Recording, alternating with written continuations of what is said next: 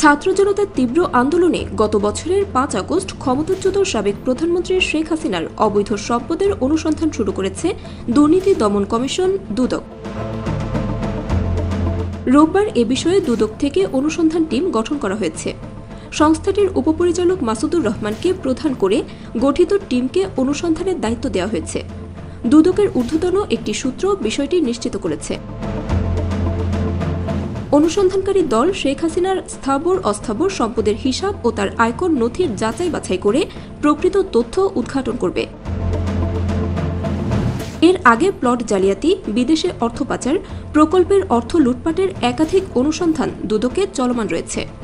ইতোমধ্যে পূর্বাঞ্চলে প্লট জালিয়াতির মামলায় চার্জশিট দাখিল করলে আদালত শেখ হাসিনার বিরুদ্ধে গ্রেফতারি পরোয়ানা জারি করেছে।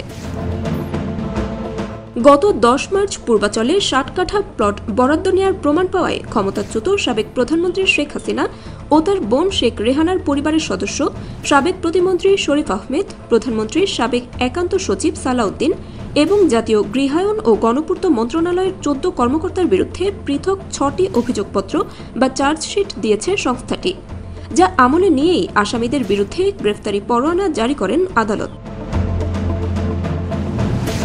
এছাড়াও বিগত ১৫ বছরের শাসনামলে দেশের বিভিন্ন স্থানে বিমানবন্দর উন্নয়ন কাজের নামে হাজার হাজার কোটি টাকা লুটপাটের অভিযোগে ক্ষমতাচ্যুত প্রধানমন্ত্রী শেখ হাসিনা বেসামরিক বিমান ও পর্যটন মন্ত্রণালয়ের সাবেক প্রতিমন্ত্রী মোহাম্মদ মাহবুব আলী এবং একই মন্ত্রণালয়ের সাবেক সচিব মোকাম্মেল হককে জিজ্ঞাসাবাদের জন্য তলব করেছিল দুদক, যদিও ওই তলবের বিপরীতে কোনো ধরনের প্রতিক্রিয়ার দেখা মেলেনি।